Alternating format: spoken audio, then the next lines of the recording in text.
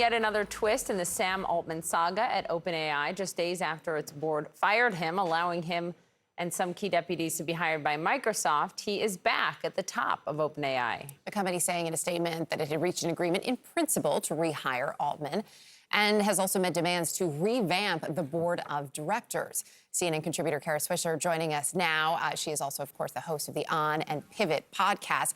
Good to see you this morning, Kara. So, you kind of called it. You saw this coming. You had the reporting that it was coming. The fact that we are in this place this morning, Sam Altman coming back, a new board, what does it mean? Well, it's kind of a new board. One of the old board members, Adam D'Angelo, who used to be a Facebook executive, and he started Quora, is still on it. They brought in Bret Taylor, who was the chairman of Twitter and sold that to Elon Musk. He was also at Facebook, I believe. And Larry Summers, I don't know where he came from, but there he is. Obviously the well-known economist. Treasury Department. And Harvard, yeah. Yeah, so they've replaced the board that was there, which was a very small board because they hadn't replaced previous people who had left. So I expect it to get bigger. I expect Microsoft to have seats on the board. I guess they might try to find a woman, maybe. Three white guys is kind of Silicon Valley. Might be a nice brand, addition. Yeah, I think it's going to be it might be. It'll probably be 10-person board or 9 or 10 at least. And it changes it considerably in terms of what kind of people are on it. And it's much more professional, much more techie.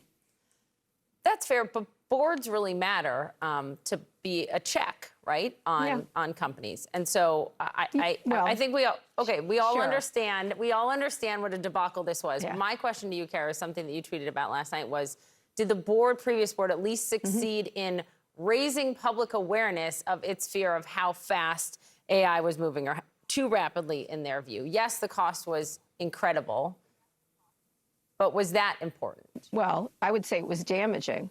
I say it was damaging, and it put more powerful companies in charge. I think it did exactly the opposite of the things they were saying. I think it's going to accelerate now quite a bit.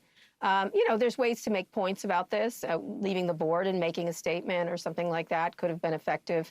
I thought this was just a ridiculous rondelay of nonsense. I called it a goat rodeo. It was a waste of time, and they still haven't said why they fired Sam Altman, who's now the CEO again. And if you're going to put allegations like that out there, you certainly should have them. Can I ask you about that, Kara? This morning, the Wall Street Journal is reporting that the Altman and the previous board have agreed to internal investigations into his firing, his actions, all of that. Why is that important for humanity? Yeah. Oh, I don't think it's important for humanity. I think it's just a cover. It's a fig leaf. This board is lost, and so they'll look at it. I think a lot of the stuff was well known. I think it was just a matter of, someone said, is this a bigger issue or is it petty? I think it's more petty and egos than anything else, and I think he was moving faster than they liked. And instead of dealing with it, they did this dramatic thing, and I don't know. I felt like there was 9 other ways to do this, but this is the way they went. They couldn't even decide on adding new board members previously, so it was a dysfunctional board, and now we have one that presumably, once it gets bigger, will be more functional. We'll see. Once the women are added, Kara, then we'll see what happens. Yeah. Kara Swisher, appreciate it. And thank you for being so helpful with us all week long on this story. And happy Thanksgiving, Kara. Have a good one. No problem. Thank you. Anna Stewart is on the story. So, Anna, if people had just been away and not plugged in over the last 6 days, it wouldn't look like this was a major story. And yet so much has changed. Talk to us about Altman's decision to come back to the company and the change up in the board.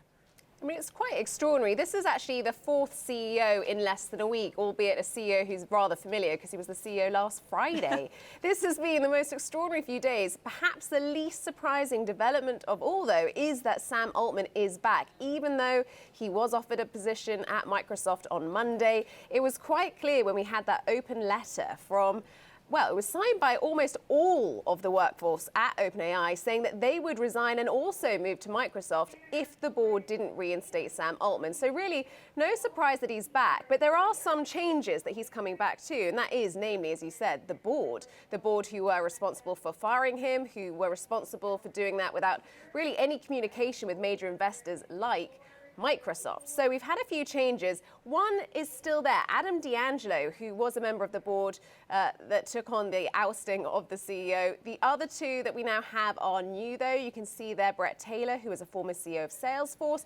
And also, interestingly, Larry Summers, former Treasury Secretary in the US. Perhaps that will speak to the relationship that OpenAI definitely needs to have with governments and regulators around the world. So a few subtle changes there. There is no doubt in my mind, though, that the winners of all this has been Sam Altman, who has never been more valued and in a stronger position, and, of course, Microsoft, the partner.